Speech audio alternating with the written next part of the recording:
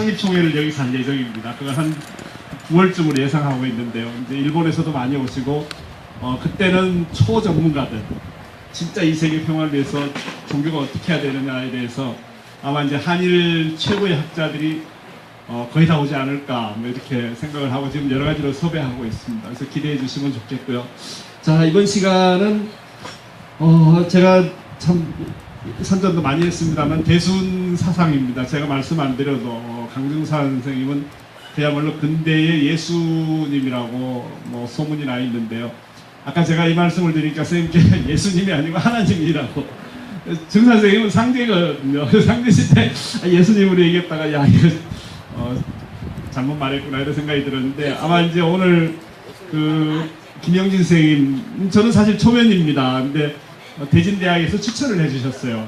이 분야에 대해서는 뭐 이분을 공식적으로 파견하겠다 이렇게 해가지고 저도 지금 엄청나게 기대하고 있습니다. 그래서 아마 이제 자기소개를 좀 해주시고요 해서 이 1시간 우리 중산 선생님에 대해서, 또 아마 뭐 여러 가지 우리가 기본적으로 쓰던 뭐 회원이나 여러 가지 좋은 용어들 이거에 대해서도 오늘 정리를 잘 해주실 거고 앞으로 살아가는데 아마 엄청난 복음이 되지 않을까 저는 그렇게 생각합니다. 마이크를 김영진 선생님께 올리겠습니다. 소개부터 좀 해주시죠. 네, 큰 박수 부탁드리겠습니다. 예, 안녕하십니까. 방금 소개받은 김영진이라고 합니다. 저는 대순신리회 입문에서 한 20여 년간 수도 생활을 실질적으로 한 사람이고요. 그리고 저희 종단에 대진대학교라고 있습니다. 그 대진대학교에 통일대학원이라고 있어요. 그 통일대학원에서 정치학 석사 박사를 취득한 사람입니다. 그래도 이 제안을 제가 받고 사실 좀 망설였어요. 왜 망설였냐 그러면, 앉아서 하겠습니다. 여러 학회를 다녀보면 종교와 평화라는 문제를 다룰 때 상당히 이질감이 있습니다. 이 이질감이 뭐냐 그러면, 정치학 쪽에서 바라보는 종교와 평화를 다룰 때 종교 쪽에서 바라보는 평화가 상당히 차이가 있습니다. 그 차이점을 극복을 하면서 서로가 대화가 돼야 되는데, 그 이질감이 너무나 크다 보니까 좁혀지지가 잘 않더라고요. 근데 그 문제는 여기서도 조금 발견이 되는 것 같습니다. 사실 여기 보면 평화와 종교, 한반도 평화 구축과 종교인의 역할인데, 어제부터 제가 여기 앉아 있어 보니까 어느 한 분이 그러시더라고요. 한반도 평화 어디 갔지? 예, 이런 문제가 이제 발생을 하는 거죠. 달리 얘기하면 그 각자가 가지고 있는 종교의 특수성을 주장하다 보니까 평화 문제가 뒤로 밀린다는 겁니다. 근데 이 문제를 어떻게 해결해야 될지를 좀 제가 계속 한 몇 년간 생각을 하고 있으면서 지금 연구를 해왔는데요.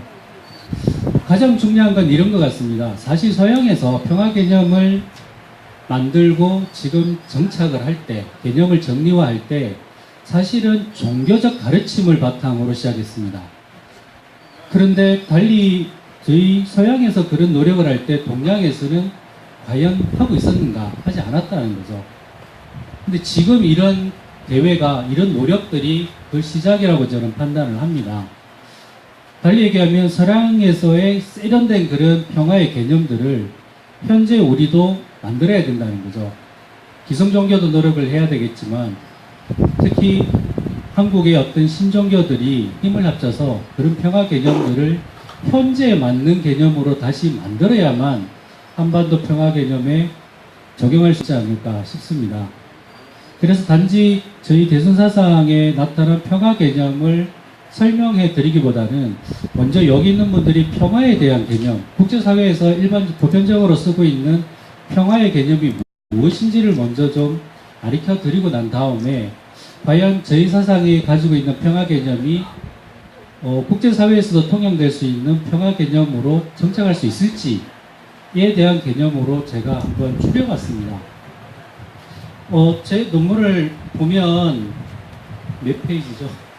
거기에 잘 정리를 저 나름대로 한다고 했는데도 부족한 점이 많을 겁니다. 사실 한반도 평화 문제는 현재 진행형의 문제입니다. 근데 국제사회에서 쓰고 있는 평화 문제는 근대 자연법 사상에서 만들어졌습니다. 근대 자연법 사상은 근대의 서양에서 가지고 있는 종교적 가르침입니다. 달리 얘기하면 근대 종교적 가르침에서 나온 평화의 개념을 현대의 한반도 평화 문제에 적용을 할 때 맞을 수 있는가의 문제인 거죠. 저는 개인적으로 맞지 않다고 생각합니다. 왜냐하면 근대와 현대는 시간적으로는 먼 큰 개념에서 보면 얼마 차이가 안 날지 모르지만 실질적으로 변화라든가 현재 쟁점들을 바라보면 상당한 차이가 많습니다. 이런 문제들을 근대에 만들어진 평화의 개념이 해결할 수 있느냐 상당히 많은 한계점을 가지고 있습니다. 그럼에도 불구하고 현재의 평화 문제를 얘기할 때 왜 근대 가르침에서 정립된 개념들을 쓰고 있느냐, 정확하게 얘기하면 새롭게 만들어진 개념이 없기 때문입니다. 크게 국제사회에서 얘기하는 평화의 개념은 세 가지입니다. 안보학 쪽에서 만들어진 개념인데요. 국가안보 개념에서 만들어진 게 직접적 폭력을 막는, 그걸 없애자는 개념에서의 직접적 폭력의 부재, 이걸 소극적 평화라고 그럽니다. 그리고 간접적인, 직접적인 폭력이라는 건 때리는 걸 얘기합니다. 달리 얘기하면 전쟁이죠. 이런 전쟁이 없는 게 아니고 탈냉전대로 접어들면서 만들어진 개념이 사회안보입니다. 그러니까 탈냉전 시대를 이제 지나고 나니까 전쟁이 대부분 없어졌어요. 그럼 평화가 왔느냐는 한계에 도달을 한 거죠. 근데 사회적으로는 많은 갈등의 요소를 가지고 있었습니다. 또한 냉전도 많이 발생을 했고요. 그럼 전쟁이 없다고 평화했냐? 사실은 전쟁이 없어도 국가 안에서의 수많은 갈등이 존재하더라는 거죠. 그 갈등은 어떻게 존재를 하느냐?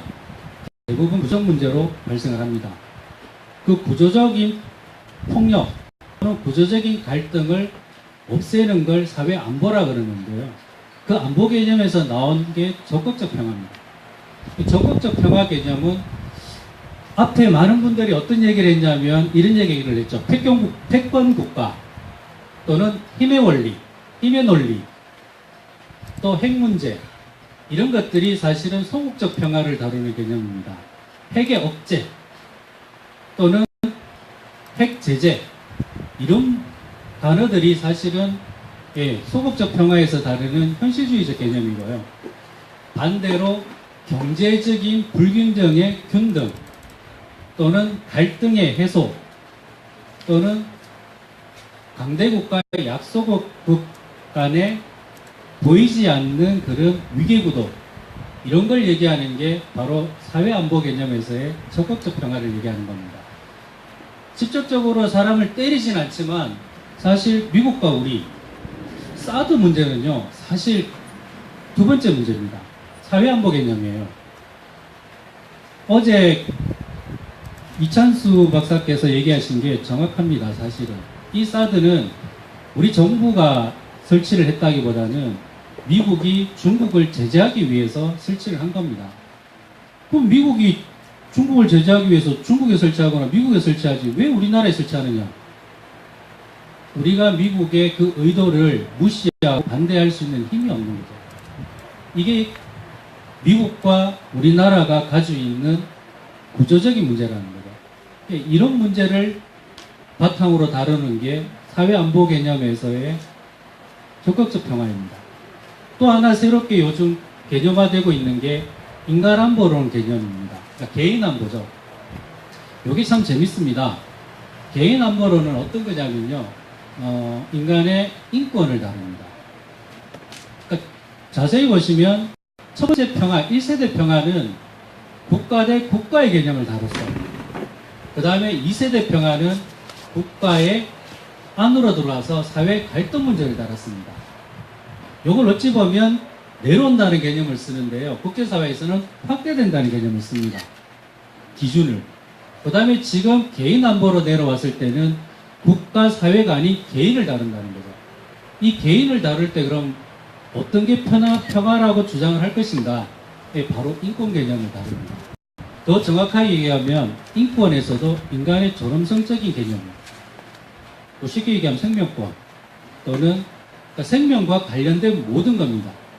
신체 자유권, 식량권, 뭐 보건권, 환경권, 사람이 입고 먹고 자고 또는 아프고 이런 요소들을 통해서 죽을 수 있는 배경이 되는 걸 다 다룹니다. 이런 요소들로부터의 해방, 부재를 다루는 게 개인안보 개념입니다.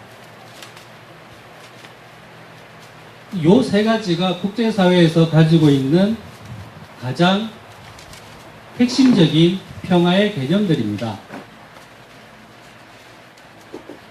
그렇다면 이 세 가지 문제를 놓고 사드 문제를 보면요. 여기 보시면 사드 가고 평화 오라. 이 개념이 어느 개념에서 다뤄지느냐? 1세대 개념입니다. 그러니까 사드가 가물해서 평화는 온다는 거죠. 그럼 사드가 간다는 거 무기체계잖아요. 무기체계는 직접 내리는 개념이죠. 그러니까 여러분들이 지금 여기 자리에서 주장하시는 건 직접적 폭력을 없애달라. 원래 이 마을은 직접적 폭력이라는 무기가 없는 평안한 그 무기가 없어서 평안한 마을이었는데 사드라는 직접적 무기, 이게 솔직히 직접적으로 때리는 무기는 아니지만 왜 직접적 무기에 들어가냐면 대륙간 탄도미사일을 쐈을 때 핵무기는 직접적 폭력에 대한 무기입니다. 이 무기를 방어하는 방어 시스템은 같이 엮어 들어가는 겁니다. 그래서 1세대 무기화되어 있는 이 무기를 없애면 결국 평화가 온다. 이게 소극적 평화, 1세대 평화를 얘기하는 겁니다. 달리 얘기하면 여러분들이 이 자리에서 지금 계속 주장하시는 평화는 1세대 평화입니다.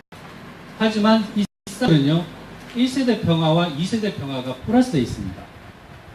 왜 플러스가 되어 있냐면 조금 전에 제가 얘기했던 것처럼 사드가 직접적으로 때리는 무기는 하지만 직접적 때리는 무기를 방어하는 시스템이 됐습니다. 그런데 왜 2세대가 걸려있냐면 이 마을에 와서도 제가 절실하게 느낀 게 여러분들이 수많은 갈등을 가지고 있어요. 어떤 갈등이요? 원불교 입장에서 보면 성지예요.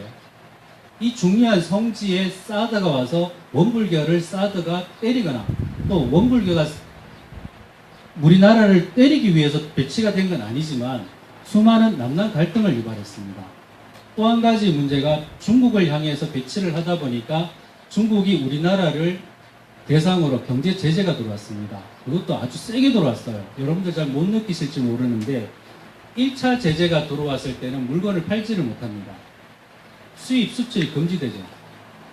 우리나라의 수많은, 특히 제가 알기로 여기 롯데부지죠. 롯데식품과 관련된 모든 제품이 중국에서 중지를 당했습니다. 그러니까 수출을 못했죠.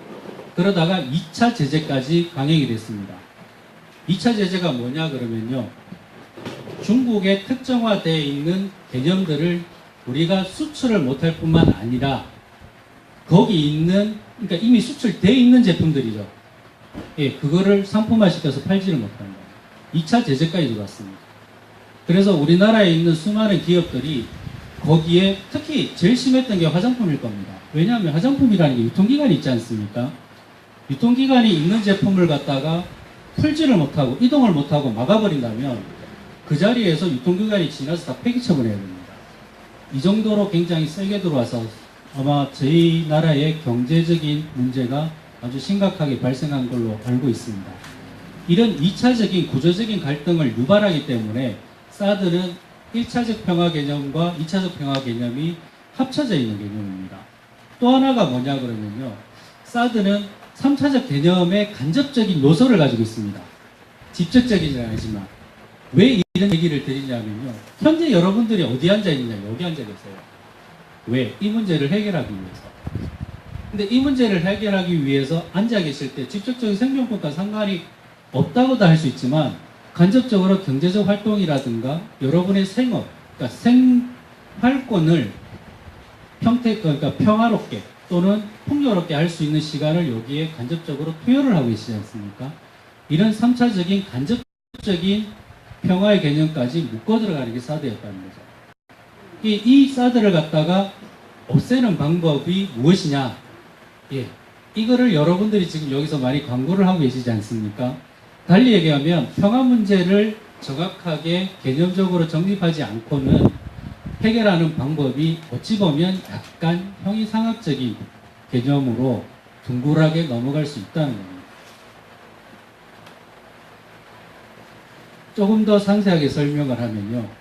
저들이 그러니까 우리가 얘기할 때 이거 그냥 치워주세요 하는 것보다는 어떤 평화 개념에서 그러니까 국가와 미국과의 어떤 관계에서 이게 됐는지를 정확하게 아시고 거기에 맞는 대처를 하셔야 좀 더 실효성 있는 행보가 되지 않을까 싶다는 거죠. 그러려면 먼저 아셔야 될 게 국제관계에서 말하는 평화 개념이 대체 어떤 개념으로 만들어졌는지를 아셔야 된다는 거죠. 그게 다름 아니고 계속 앞에서 분들이 얘기했던 부분 중에 하나입니다. 제가 좀 전에 얘기했던 것 중에도 하나고요. 뭐냐면 종교적 가르침에서 나왔다는 겁니다. 달리 얘기하면 평화는 계속 얘기했죠. 신이 인간에게 부여한 하나의 혜택이다. 우리만 그렇게 가지고 있는 거 아니라는 겁니다. 서양의 평화 개념이 정착될 때 그 개념으로 시작합니다. 그게 근대 자연법 사상입니다. 근대 자연법 사상은요, 크게 두 분이 정립을 했어요. 한 분은 홉스고 한 분은 로크입니다. 홉스와 로크가 근대에서 자연법 사상을 정리하는 게 정립했죠. 달리 얘기하면요, 세팅을 한 겁니다. 그분들이 막 열심히 수도를 내서 득도를 내서 신의 계시를 받은 게 아니고 요렇게 세팅을 해놓고 문제를 다루겠다고 조건을 깔아버린 거예요. 만든 겁니다. 근데 그 만든 게 종교적 가르침화 돼버린 거죠. 요게 실제 종교와 종교적 가르침의 차이입니다. 종교는 종교적 가르침을 만들기 전에 어떤 신의 계시라든가 신의 어떤 힘을 가지고 설명을 한다면 근대 자연법 사상은 그 자체가 없습니다. 그냥 하나의 인간이 만든 세팅이죠. 그걸 어떻게 세팅하냐면요. 홉스라는 분은 이렇게 세팅을 합니다. 하늘에 신이 있어요. 그 신이 자연을 만들었습니다. 그리고 인간도 만들었고 그 인간을 자연 속에 살게끔 세팅을 합니다. 그러면 인간과 자연이 또 인간도 여러 사람들이 있겠죠. 그 사람들이 어울려서 어떻게 살아가면 평화롭게 살아갈 수 있는가, 그거를 평화롭게 살아갈 수 있는 법을 정해서 줍니다. 이게 자연법입니다. 그 법에 대한 사상이 자연법 사상입니다. 그럼 인간은 그걸 어떻게 깨달을 수 있는가? 인간에게 신이 하나의 선물을 줍니다. 그게 이성입니다. 여기서 출발한 게 서양의 이성론입니다. 그래서 인간은 이성을 가지고 동물과 다르게 동물은 이성이 없기 때문에 자연법을 판단하고 깨달을 얻게 됩니다. 그러면 인간만 깨달을 수 있는 이성을 가지고 자연법 속에서 평화롭게 살아가는 법을 알게 된다는 거죠. 그걸 알고 사람들은 실천하면서 평화를 누릴 수 있다는 겁니다. 근데 참 재밌는 게 홉스라는 분은 인간을 굉장히 사악하게 규정을 합니다. 여기서 사악하다는 건 악을 얘기하는 게 아니고요. 인간은 다른 인간과 협력을 하는 게 아니고 자기가 추구하고 싶은 물건이나 아니면 자기가 갖고 싶은 특정한 대상이 있으면 뺏어버리면 된다. 그 뺏는 방법 중에 가장 확실한 방법은 폭력을 정당화한다는 겁니다. 그러니까 폭력을 동원해서 뺏어버리면 된다는 거예요. 쉽게 얘기해서 선생님께서 가지고 계신 와이사스가 제가 탐이 나요. 갖고 싶어요. 그러면 그냥 뺏어오면 된다는 거예요. 힘으로. 이렇게 세팅을 합니다. 이러다 보니까 힘의 원리가 정당화되는 거죠. 그렇게 해서 현실주의자들이 국제관계에서 그걸 도입을 합니다. 어떻게 도입을 하냐면 국가와 국가 간에, 그러니까 국제사회는 무질서한 사회라고 규정을 합니다. 어떤 자유도 다 인정이 되는 거죠. 그러니까 홉스가 얘기하는 자연상태는 인간이 모든 행동을 할 수 있고 모든 말을 할 수 있는 모든 자유가 보장된 그런 환경으로 세팅을 합니다. 그러다 보니까 국제사회에서도 힘의 논리가 인정이 되고 정당화되는 거죠. 그래서 요게 이전까지 계속 이 사상이 지배를 합니다. 왜요? 실질적으로 이걸 가지고 식민지화도 만들고 끊임없이 자국의 국가의 땅을 넓히는 확장 정책을 폈다는 거죠. 달리 얘기하면 이데올로기를 합리화시키기 위한 하나의 헤게모니를 만든 거죠. 근데 이것이 참 재밌는 게 아직까지도 이게 쓰고 있다는 겁니다. 왜요? 인간은 인간의 속성 중에 그런 권력, 탐욕, 자기가 우선시 되고 싶은 그런 대욕을 버리지 못하는 이게 아직까지도 먹히고 있는 요소 중에 하나입니다. 두 번째로는요, 조금 다르게 세팅을 합니다. 인간은 그렇게 폭력적이지 않다. 달리 얘기하면 합리적인 협상의 대화를 통해서 자신이 추구하고자 하는 욕망을 추구할 수 있다고 생각합니다. 그게 뭐냐면 때리는 게 아니고 대화를 통해서 협력하고 협상을 해서 자기가 필요한 걸 가진다는 거죠. 이성적인 판단을 할 수 있는 인간이라고 규정을 합니다. 그 외 자연 상태가 호브스와 다른 것이 로크는 인간이 그러면 자연 상태가 어떻게 되겠습니까? 인간은 모든 자연 상태는 합리적 인간에 의해서 돌아가는 구조가 되버립니다. 이 구조에서 사람이 가장 평화를 누릴 수 있는 게 제도죠. 그 협상을 어떻게 할 것인가? 그 협상은 나와 너가 할 때 나와 너가 한 것과 똑같이 모든 사람과 할 수 있는 제도를 만드는 거죠. 요게 자유주의입니다. 그러니까 자유주의는 국제관계에서의 자유주의는 결국 특정한 구조를 가지고 그 구조 속에서 여기서 구조는 법입니다. 대부분 제도죠. 그러니까 제도주의라고도 합니다. 이 구조 속에서 제도를 통해서 서로의 조율하고 협력을 할 수 있는 합리적 인간이라고 판단합니다. 그래서 자유주의자들이 대부분 추구하는 게 국제 레짐이죠. 레짐이라는 건 유엔, 그러니까 탈국가, 국가를 벗어나서 국가와 국가 간에 협의를 할 수 있는 공동체를 얘기합니다. 이걸 가지고 국제관계는 평화를 유지할 수 있다. 그 속에서 힘을 못 쓰게 하고 좀 규제도 하고 행동의 규제뿐만이 아니고 사고의 규제까지를 통해서 일정한 범위 속으로 사람을 넣을 수 있다. 국가도 마찬가지죠. 그 국가 속에서의 평화를 이룰 수 있다고 주장을 합니다. 요게 결국 갈등의 소지를 없앤다는 거죠. 근데 최근에 하나 더 나온 게 인간안보론입니다. 인간안보론은 참 재밌어요. 왜 재밌냐 그러면 현실주의자, 그러니까 폭력적인 걸 없애기 위해서 자유주의가 나왔는데 자유주의자의 한계가 무엇이냐 그러면 협력 안 할 때는 어떻게 하겠냐. 이 문제가 발생하는 거예요. 그러니까 그 레짐을 통해서 구조 안에서 협력을 할 수 있다 했는데 그 레짐 빠져나가버리면 어떻게 하겠냐. 대표적인 게 북한이었습니다. 핵 방지 조약에 남한과 북한은 다 서약을 했습니다. 달리 얘기하면 핵을 만들지 않겠다는 국제사회의 조약에 사인을 했다는 거죠. 근데 갑자기 북한이 탈퇴를 하면서 핵 개발을 했습니다. 그리고 이제까지 핵을 보유했다. 이미 핵 보유국으로 인정해달라 하고 위협을 하고 있죠. 이럴 경우 어떻게 할 거냐. 참 요걸 다시 한계를 보완하기 위해서 나온 게 인간안보론입니다. 국가의 협력보다는 그 국가 안에 있는 국민, 개인의 생명이 더 중요하다. 물론 1인을 얘기하는 건 아닙니다. 다수죠. 다수의 생명권이 위협을 당할 때는 국가의 주권을 침해할 수 있다. 왜?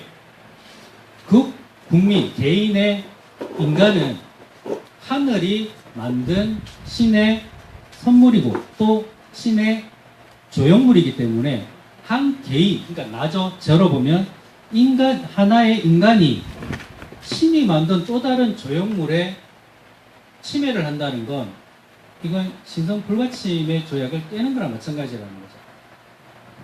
그러니까 한 개인에게 신이 준 권리를 한 개인이 뺏을 수는 없다. 근데 국가의 주권이라는 게 있기 때문에 한 개인을 위해서는 움직일 수 없지만 다수가 피해를 보고 생명권을 위협을 받을 때는 현실주의처럼 인도주의적 개입을 할 수 있다. 이게 인간 안보론입니다. 그러니까 인도주의적 개입이라는 건 말 그대로 개입을 하겠다는 거예요. 주권을 침해하겠다는 겁니다. 이런 개념으로 만들어지고 있는 게 인간 안보론입니다. 현재 여러분들이 제가 가장 주장해야 될 부분이 이 부분이라고 생각을 해요. 인권은 다양하게 많습니다. 특히 여러분들이 사드가 배치되면서 여러분들이 추구하지 못했던, 그러니까 평화라는 건 여러분들이 생명권도 있겠지만 달리 얘기하면요, 행복 추구권도 있습니다. 편안했다, 행복했다, 평화로웠다. 뭐 알고 보면 정말 뭐 간단하게 행복을 뺏겼다는 개념과도 매치가 되지 않습니까? 사드가 들어오기 전에 여러분들이 굉장히 행복하게 잘 살았던 삶인데 사드가 들어와서 행복하지 않다는 거죠. 이게 개인 한 명이 아니고 이 마을 전체, 옆마을까지, 또 원불교의 어떤 분들, 또 저기 천도의 교회 분들, 많은 분들이 여기 안 살지만 불안하고 감정이 상하고 갈등이 발생하고 이런 문제가 발생했을 때는 결국 신이 인간에게 준 고유한 권리를 침해당했다고 판단을 할 수 있다는 거죠. 이런 입장에서 볼 때 이걸 개선해 주지 않는 정부는 부당한 정부가 되는 거죠. 정부의 가장 큰 정당성, 국가의 가장 큰 정당성은 인권을 보장하는 겁니다.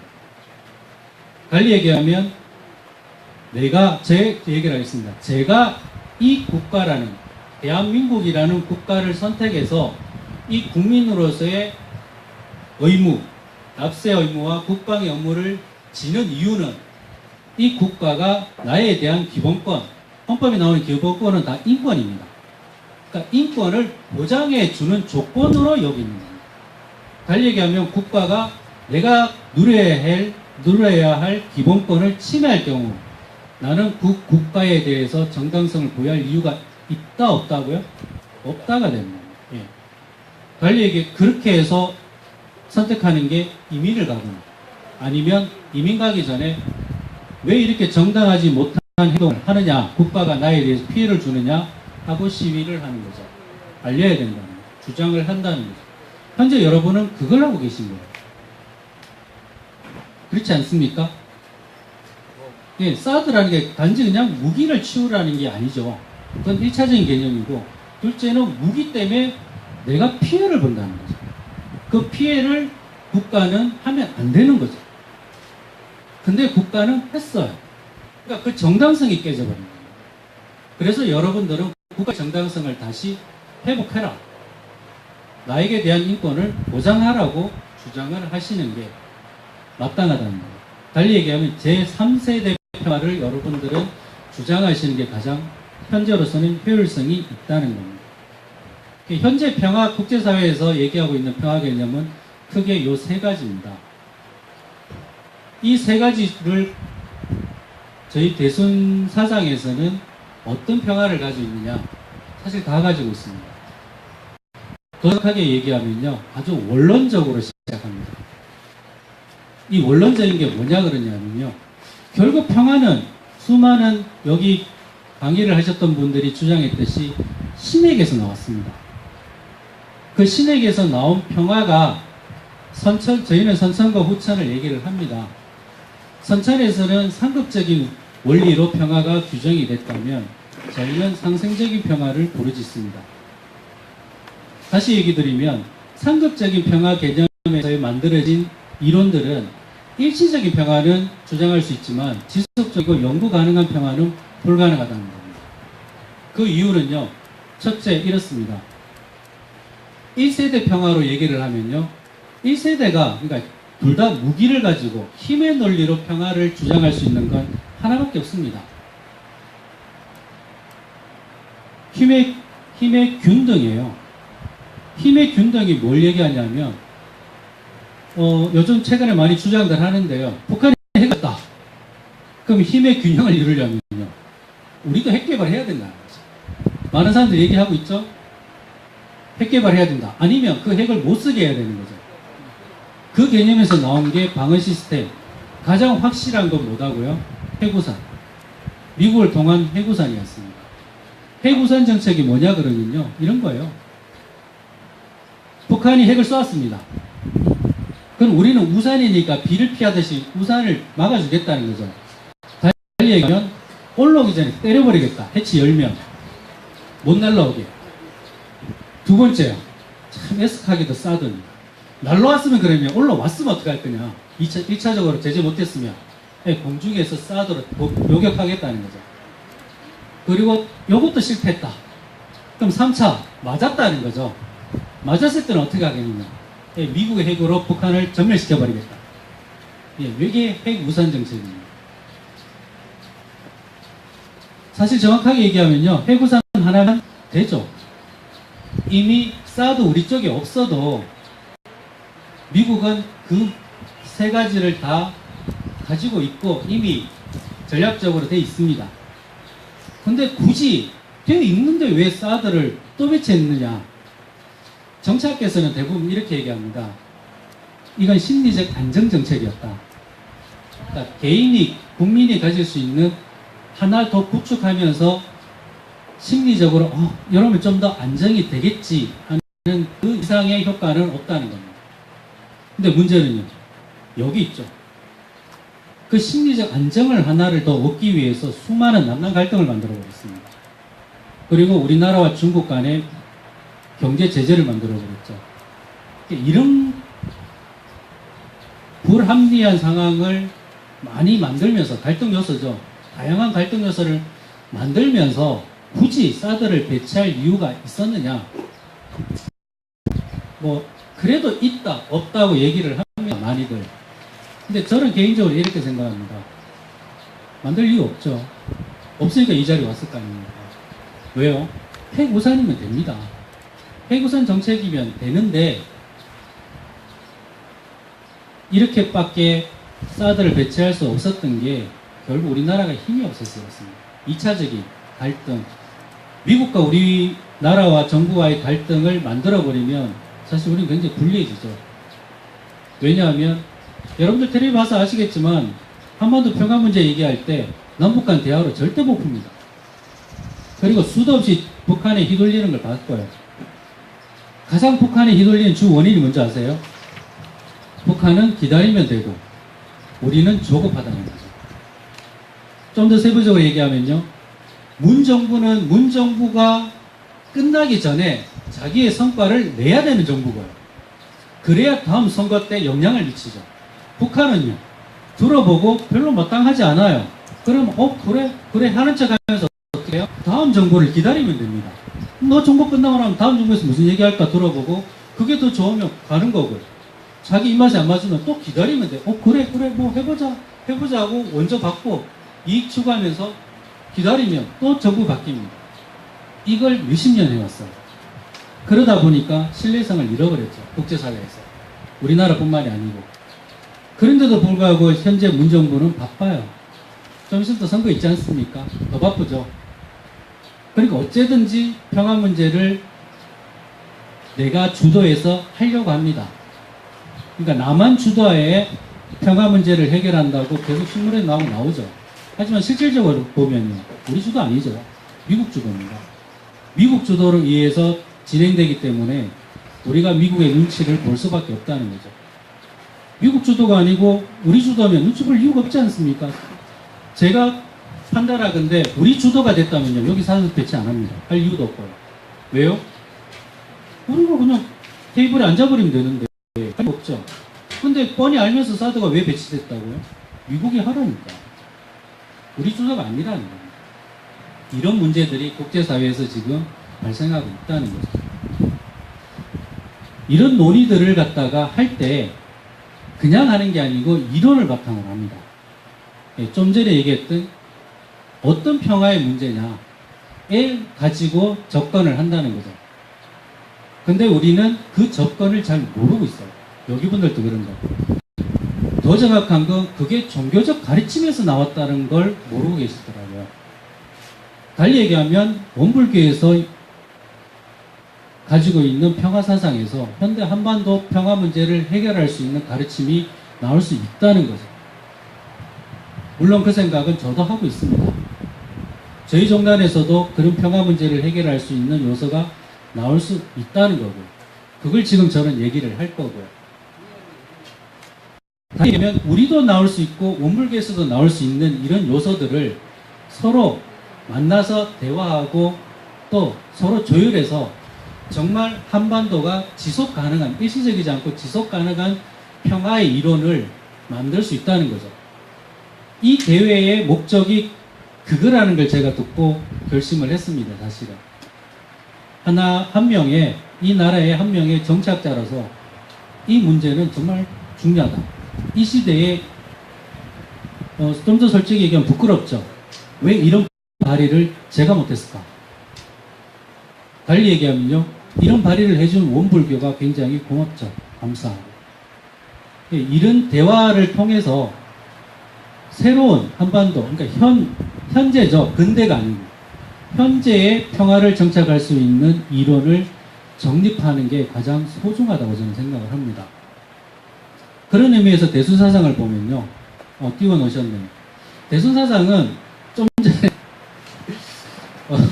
교우님께서 얘기하셨다시피 저희는 예수가 아니고 우주를 창조한, 더 나아가서는 창조뿐만이 아니고 조화를 하시고 임의로 모든 걸 할 수 있는 전지전능한 하느님이라고 표현을 합니다. 그걸 부처놈의 내승부와 천정강승 상제님이라고 합니다.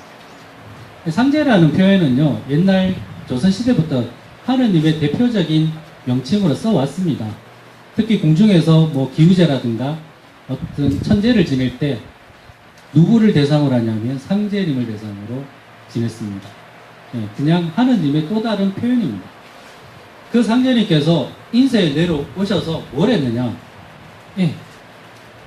새로운 자연, 새로운 인간. 여기서 더 중요한 게 새로운 신까지 다 규정을 해버립니다. 그러니까 우리가 알고 있는 하나의 자연, 인간이 아니고 천지, 신까지 전부 다 새롭게 다 만들어버리는 계력을 얘기하셨다는 거. 이런 사상을 어느 누구도 얘기한 적이 없습니다. 이런 걸 보면 상제가 아니시면 불가능하다는 거죠. 생각 자체가 사고가 다르다는 거죠. 여기서 제가 정교성을 더 드러내봐야 별로 의미는 없는 것 같고요. 개념을 보면 이런 개념을 통해서 무엇을 할 수 있느냐? 근대 자연법에서 평화의 문제를 얘기하기 위해서 자연상태와 인간과 자연법을 세팅했듯이 저희 정산사상에도 보면 새로운 평화를, 영구적인 평화를 이룰 수 있는 자연상태와 신과 자연법이 세팅되어 있다는 겁니다. 그걸 찾을 수 있다는 겁니다. 그것이 저희 대순사상에 있다는 겁니다. 그걸 얘기를 하실 때 두 가지로 얘기하세요. 첫째는 선천과 후천으로. 그러니까 선천은 현재의 개념의 세상이고, 후천은 앞으로 열릴 영원한 평화가 이룩될 세상을 얘기합니다. 선천의 세상은 근본적으로 인간은 선하다고 규정을 합니다. 근데 상극이라는 자연법이죠. 상극이라는 어떤 자연상태의 기운으로 인해서 인간은 탐욕스러운 존재가 되었다고 얘기를 합니다. 그러다 보니까 인간은 자신의 탐욕을 이루지 못하면 안 되는 거죠. 홉스적 개념처럼 끊임없이 탐욕을 추구하는 사람이 돼 가고 있습니다. 그러면서 물질 망능까지 합쳐지죠. 물질이 고도화 발달을 하면서 결국 자연상태 파괴를 하고, 인간이 사고가 자연법을 어기니까, 자연상태와 자연법이 어겨지니까 결국 인간이 살 수 없는 환경이 되거든요. 그래서 인류가 진멸한다고 판단을 하십니다. 이게 신이 판단하신 의지라는 거죠.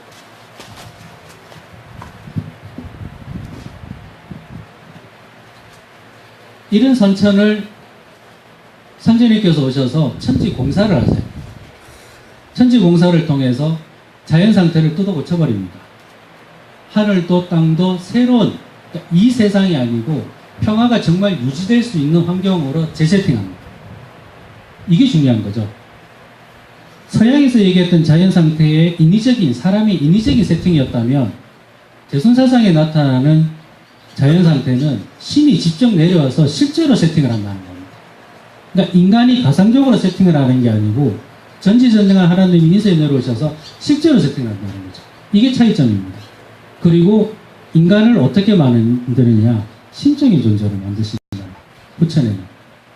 이제까지는 신을 우리가 추앙하고 우리가 존경하고 받드는 존재였습니다. 달리 얘기하면 신은 높고 인간은 낮은 존재였죠. 음양으로 볼 때 어금존양이라고 그럽니다.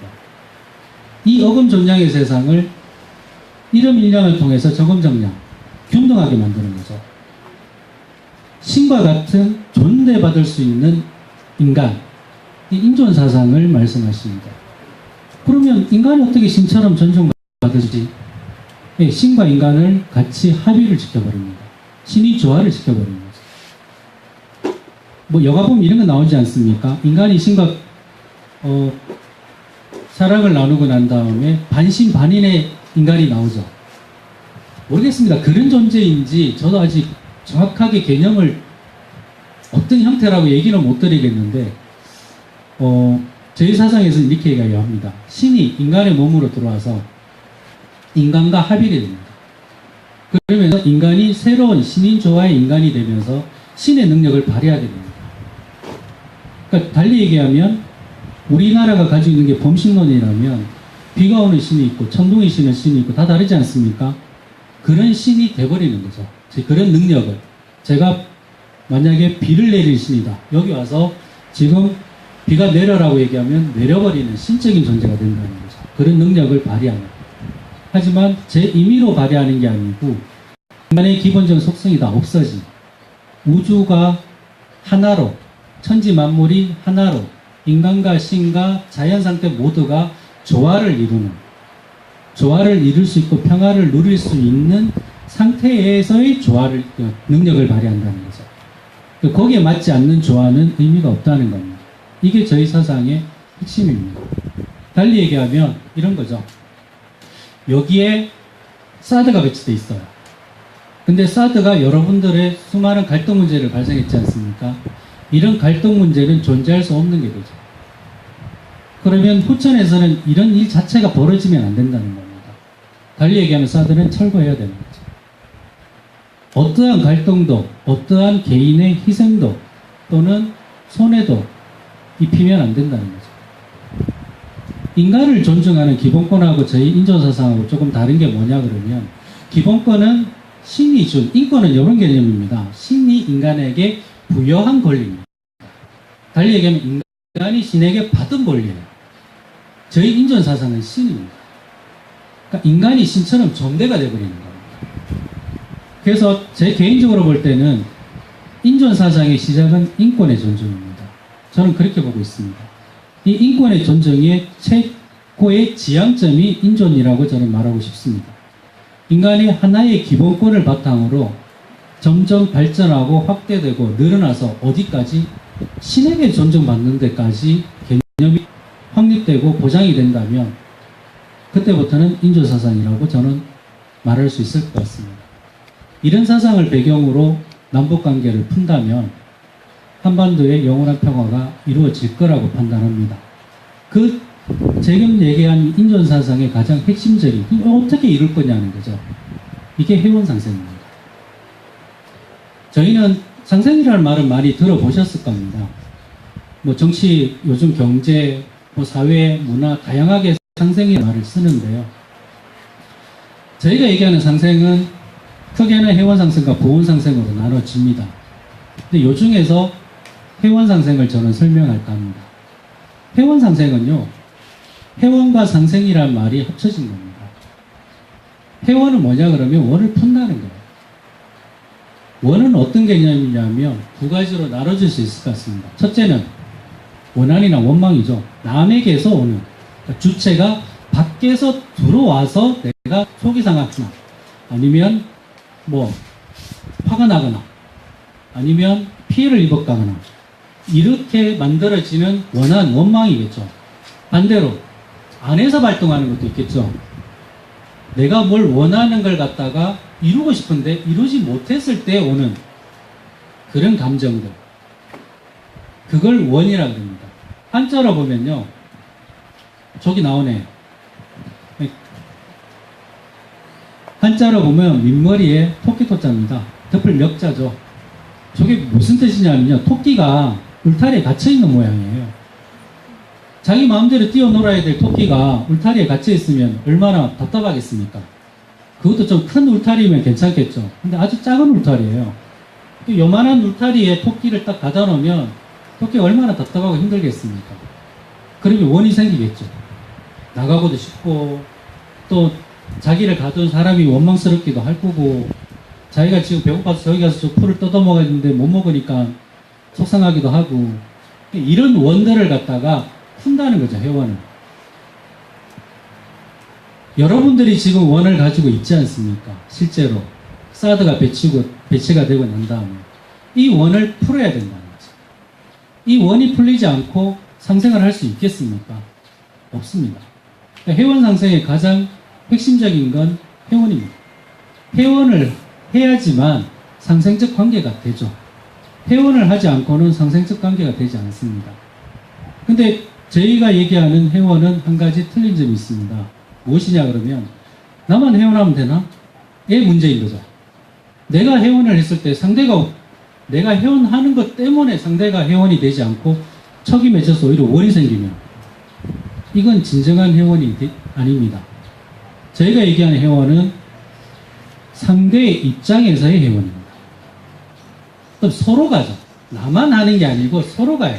그러니까 서로가 서로를 상대의 입장에서 풀어야 된다는 거예요. 이게 회원입니다. 그래야 양쪽이 다 풀리는 거죠. 그리고 상생도 나만 잘 되게 해주는 게 상생은 서로 잘 되게 살린다는 의미입니다.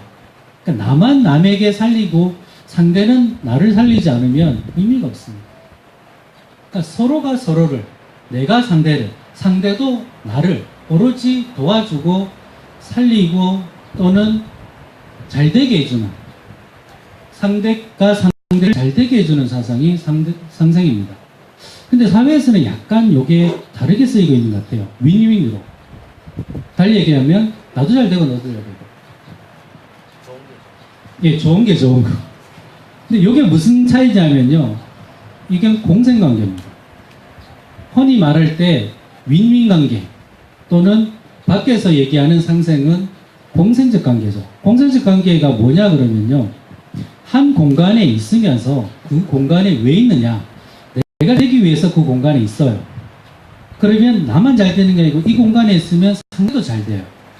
이럴 때 같이 그러면 공간에서 잘 되게끔 있자. 이게 공생관계입니다.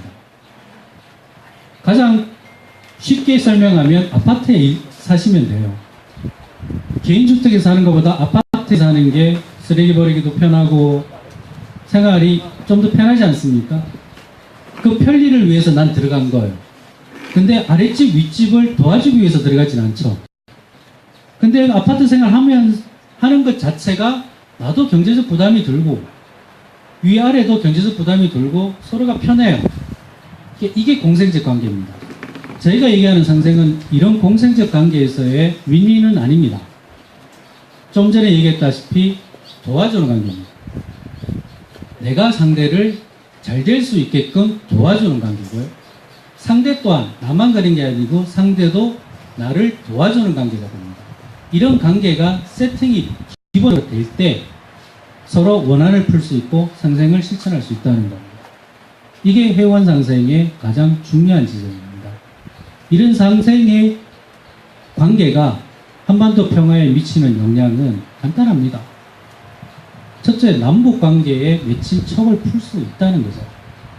사실 남북 관계가 한반도 평화 좀 전에 어제인가 오늘 아침인가 어떤 분이 그랬더라고요. 한민족. 같은 민족이죠. 근데 무슨 민족이요? 한민족 그러면 우리는 한민족이죠. 어떤 민족이요? 아침에 얘기하셔서 단군민족. 배달의 민족. 우린 그러죠. 그럼 북한은요? 고려 연방제 얘기하셨는데 좋은 개념이에요. 예. 한민족 공동 협의회에서 만들었고 한민족 공동 통일 방안에서 만들어진 게 고려 연방제입니다.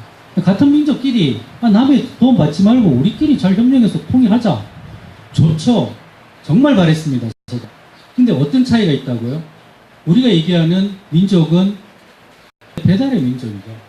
그럼 북한이 얘기하는 민족은요, 주체 사상을 통한 사회, 우리식 사회주의 용사적 민족입니다. 달리 얘기하면 그들이 얘기하는 민족은 우리 개념까지 확대되고 그러면 적과 통일하겠다는 소리죠. 사회주의화 만들겠다는 거예요. 근데 우리는 고려 연방제를 얘기할 때 북한을 대상으로 민주주의 만들겠다. 아니었어요. 우리는 그냥 한민족끼리 협의하자. 한민족이었는데 그들의 민족 개념이 달랐다는 거죠. 이게 어디서 나오느냐? 이데올로기적 적대관계에서 나온다는 거죠. 그럼 우리가 그걸 심었느냐? 안 심었죠. 그냥 세뇌교육 저쪽은 당했고 우리는 그냥 옛날부터 어른들에게 배워온 배달의 민족이 습득돼서 우리도 알고 있는 거고. 근데 이 개념이 시간이 지나면서 차이가 발생해 버리니까 처음에는 고려 연방제가 실시가 되는 줄 알았습니다. 저도. 근데 이 시점에서 맞지가 않았어요. 우리가 깨달은 거죠. 그 점을. 그리고 틀어졌습니다. 그러니까 우리가 어떤 협의체를 구성하고 사인을 하고 난 다음에 지키지 않은 이유가 다른 게 아니고 북한과의 어떤 속성, 그러니까 북한이 가지고 있는 속내가 우리는 모르고 너무 순진하게 접근했다는 게 결과적으로 도출되면서 6.23 선언도 그렇고 대부분 많이 깨졌습니다. 이런 게 어디서 나타나느냐? 이데올로기적 개념에서 적대관계에서 나타난다는 거죠. 그런 적대감정을 먼저 풀어야 된다는 거예요. 이걸 저희는 이런 적대적 감정 또는 적대적인 어떤 개념을 척이라고 합니다. 그러니까 상대에게 척을 짓지 않고 상대의 척을 푼다는 거죠. 이게 또 하나의 해운 개념입니다. 예를 들어서 가는 말이 고와야 오는 말이 곱다. 이런 말 있지 않습니까? 제가 말을 잘못 툭 던졌어요. 그러면 듣는 사람은 속상하겠죠. 이럴 때 척이 생긴다는 거죠. 그러니까 척이라는 건 내가 남에게 어떤 말과 행동을 했을 때 상대가 저는 어떤 좋은 의미든 나쁜 의미든 아무 상관없어요. 척의 개념은 상대의 개념입니다. 그러니까 저희 개념은 항상 자기중심적인 게 있는 게 아니고 타인중심적 사고에 있습니다. 이게 또 저희가 가지고 있는 특수성입니다. 타인이 생각할 때 뭐야 이거 기분 나쁜데 이런 척이 생긴다는 거죠. 예를 들어서 참 모습이 좋아 보이십니다 했는데 듣는 사람 입장에서 오늘 나 별로 상태 안 좋은데 왜 좋다 그러지? 무슨 의도가 있지? 이렇게 생각하면 척이 생긴다는 거죠. 그것까지도 저희는 하면 안 된다는 거예요. 그러니까 내 입장에서 볼 때 상대를 볼 때 잘생겼다, 뭐 좋다 이런 개념을 가지고 있더라도 상대의 개념으로 볼 때 내가 이 말이 상대에게 도움이 되는지 또는 내가 지금 하는 행동이 상대에게 영향을 미치는지 이런 걸 고려해서 해야 된다는 거죠. 이런 개념이 저희가 가지고 있는 회원상생의 개념입니다. 달리 얘기하면 철저한 타인중심적인 그러니까 이타심적인 개념에서 회원상생은 정립이 됐다는 거죠. 별로 얘기한 것 같지도 않은데 벌써 시간이 다 가버렸어요. 마지막으로 정리를 하면요. 이런 한반도의 평화 문제 또한 사드 여러분과의 국가의 문제 저는 상대 개념 타인중심적인 사고가 서로 그러니까 여러분만 해서 되는 게 아니고 국가를 대상으로 하면 국가도 여러분을 대상으로 생각을 해야 되고 또 남한은 북한은 남한을 대상으로 상대 개념에서 생각을 할 때 상대를 어떻게 하면 더 도와줄 수 있고 상대가 행복을 추구할 수 있는가의 개념에서 서로가 협력하고 협동하고 조화를 이루려고 노력한다면 진정한 평화는 이루어질 수 있다고 생각을 합니다. 이상입니다. 네. 하실 말씀이 지금 굉장히 많으신데요. 오늘 사실 제가 얘기 듣고 보니까 또 오늘 서론만 말씀하신 것 같아요. 부족한 부분은 또 여기 내용이 또 있으니까 돌아가셔서 꼭 한번 읽어보시고요. 저는 대순정경을 꼭 한번 읽어보셨으면 하는 바람입니다. 저는 다 읽어봤는데요. 아까 저 예수님 이런 얘기 나왔는데 저는 예수님 행적 같아요. 솔직히 이제 하나님 뭐 우리가 또 생각하면 나름인데 일단 이제 이렇게 말씀하시니까 그래서 예를 들면 기독교에서 예수님이 이전에는 하나님이 진노의 하나님, 그 유대교 쪽에서 그렇게 했는데 이제 예수님이 오셔서 사랑의 하나님으로 이렇게 약간 반전됐다든가, 또 원불교도 그 은혜가 뭐냐면 이게 절대적인 은혜잖아요. 상대방의 존재 자체를 은혜로서 생각하고 은혜를 생산하고, 또 전쟁이라고 하는 것은 여기 정사정사 말씀이 이제 우리가 은혜를 잊어버렸기 때문에 전쟁이 일어난다 이런 말씀하시는데, 내가 이 얘기를 오늘 말씀을 듣고 나니까 이해가 돼요. 기독교도 어떤 면에서는 이해가 되는 것 같고, 물론 뭐 기독교를 다 이해했다는 게 아니고 어떤 보편적인 지금 말씀하시는 내용들이 우리 삶 속에 있는 아주 보편적인 얘기를 이렇게 하시는구나 하는 생각이 들고, 더군다나 평화에 대한 정의를 오늘 말씀해 주셔가지고, 야, 이런 수업은 대학원에 비싼 학비 듣고 들어야 되는 굉장히 오늘 진짜 이 학비 엄청나게 내고 와야 되는 것을 아주 공짜로 들었구나 이런 생각이 들어서 참 감사의 말씀을 드립니다. 그래도 시간이 좀 있으니까 질문하실 분 해서 몽땅 합쳐가지고 말씀을 듣고 마치도록 하겠습니다. 혹시 질문하실 분 손 들고 질문해 주시죠.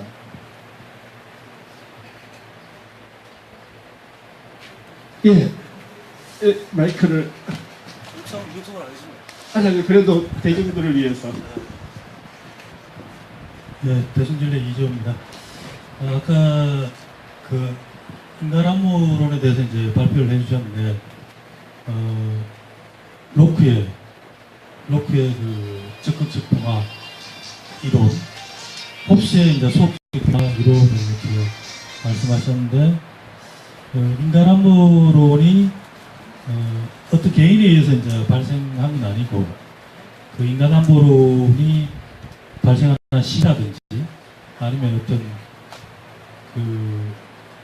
배경에 대해서 간단히 좀 설명 부탁드리겠습니다. 예, 질문이 없으신 것 같아서 부탁드리겠습니다. 먼저 배경에 대해서 말씀해 드리겠습니다. 배경은 현실주의와 자유주의가 사실 신현실주의가 신자유주의로 다시 넘어갑니다. 근데 신자유주의가 가지고 있는 한계가 조금 전에 제가 얘기를 해드렸다시피 무임승 찬소, 또 하나의 개념화식, 그러니까 쉽게 얘기하면 구조에서 벗어나면 어떻게 할 것이냐는 문제입니다. 근데 이 평화의 개념을 구조라는 개념이 아니고 또 확장해보자. 어차피 구조에 대한 한계가 드러났으니까, 그러니까 소극적 평화도 국가 간의 어떤 힘의 균형이 아니면 다른 문제는 그럼 어떻게 해결할 것인가? 단지 힘의 균형밖에 설명을 할 수 없으니까 경기 문제라든가 이 보이지 않는 힘의 논리를 어떻게 설명할 것인가? 여기에 대한 한계를 극복하기 위해서 나온 개념입니다. 사회안보 개념이 적극적 평화. 적극적 평화 개념 같은 경우에도 그럼 구조적인 힘의 원리를 벗어났을 때는 어떻게 설명할 것인가? 달리 얘기하면 이 구조에, 그러니까 규조 안에서 평화를 유지할 수 있는데 그 안에서 소외 계층의 사람들이 가지고 있는 갈등, 문제. 단편적인 얘기를 들어보겠습니다. 우리가 흔히 가지고 우리 국가에서 저희가 받고 있는 보험제도. 보험제도라는 건 하나의 구조입니다. 그 보험제도를 적용해서 다 평화롭게 사냐는 거죠. 평화롭냐는 겁니다. 근데 그 보험제도 속에서도 사람은 힘들고 갈등을 느끼고 어려움을 겪는다는 거죠. 그럼 이걸 어떻게 설명을 할 거냐. 여기에 대한 한계가 드러나면서 개인안보가 나왔습니다. 결국 국가도 아니고 사회, 어떤 제도도 아니고 가장 평화를 주장할 수 있는 개인의 개념으로 시작을 해야 그 개인들이 모두가 평화로울 때 정말 평화롭다 얘기할 수 있지 않느냐. 근데 그 개인의 평화를 주장할 때 무슨 범위로, 무슨 기준으로 설명을 할 것인가가 바로 인권이었습니다. 그러니까 이 범위는 지금 현재에 나온 개념이고요. 그 배경은 신현실주의를 한계를 극복하기 위해서 만든 개념이고, 더 정확하게 얘기 드리면요. 요거는 지금 정론으로 다수가 만들어지고 있는 개념입니다. 그리고 저도 같은 생각을 가지고 있고요. 신자유주의 입장에서 특히 북한이라든가 이런 특정 지역의 문제를 해결하기 위한 때 가장 심각하게 거론됐던 게 유엔에서 가장 심각하게 거론됐던 게 주권 문제였습니다. 그러니까 한 국가의 주권을 자유주의는 침해할 수가 없습니다. 근데 침해하지 않고 놔두면 핵 문제도 이런 거죠. 계속 핵을 개발하고 북한 인권 문제가 계속 더 심화되고 그럼 이걸 어떻게 할 것인가? 이걸 자체적으로 해결하라 할 때는 해결을 못하니까 유엔이라는 레짐이 그러니까 자유주의죠. 구조가 그 안에 들어가서 해결을 해줄 수밖에 없는 상황인데 그걸 정당화할 수 있는 게 무엇이냐? 에서 시작해서 나온 게 천부적 권리는 인간도 아니고 구조도 아니고 국가도 아니고 무조건 보장돼야 된다. 는 개념에서 시작해서 나온 게 인간 안보입니다. 그러다 보니까 개인 중심적인 개인 안보, 개인 평화로 정착을 하고 있습니다. 개인 안보는 현재 정착이 돼가고 정립이 돼가고 있는 과정이지 요렇다고 정립된 개념은 아닙니다. 예, 그러니까 이제 여기까지 우리가 진화해 왔다는 얘기죠, 지금. 그래서 이제 이런 것들이 보편적으로 점점 확산될 가능성이 크다. 결국 인간의 지혜가 거기까지 발전했다, 이런 얘기죠. 그리고 아까 이제 말씀하신 것처럼 그 근본, 우리가 그걸 원래 가지고 있었는데, 이제 비로소 이 시대적인 흐름에 맞춰가지고 드디어 이제 그 어떤 우리가 갖고 있는 진정한 평화적인 사상들이 지금 국제사회가 논의하고 있는 거기하고 지금 매칭이 된다 이런 말씀이에요. 예, 저는 오늘 희망을 얻었습니다. 왜냐면은 올 가을에 저희가 동아시아 평화학회, 종교 평화학회를 만들려고 그러는데요. 이 자리에서 할 겁니다. 저희가 지금 이쪽 일본 쪽하고 지금 섭외를 하고 있는데요. 모시려고 생각 중입니다. 그래서 그 핵심 멤버를 모셔가지고 진짜 여기서 다시 한번 이 논의를 해서 진짜 오늘 말씀하신 인간 안보론이 진짜 이 소성리로부터 확산됐으면 하는 생각이 들고, 그리고 저는 오늘 말씀드리면서 그 헌법 10조의 국민기본권하고 20조의 종교의 자유가 돼 있잖아요. 오늘 말씀을 드리니까 아주 그게 명쾌해졌어요. 이게 지금 아까 말씀하신 국민기본권이 다 행복추구권 다 그런 거잖아요. 이미 우리가 지금 헌법이 돼 있습니다. 그러니까 우리는 사실은 헌법 정신을 오늘 말씀하신 그걸 구현하고 있다. 저는 그런 생각이 확 들었어요. 오늘 참 어떤 면에서는 어제 오늘 우리가 평화에 대한 문제, 이 문제에 대한 것을 아주 명확히 정리를 해주신 것 같아서 참으로 감사를 드립니다. 아무튼 오늘 이렇게 좋은 말씀해 주셔서 대단히 감사드립니다. 큰 박수 부탁드리겠습니다. 예, 이제 대미의 마지막인데, 여기까지 오시느라고 고생 많으셨습니다.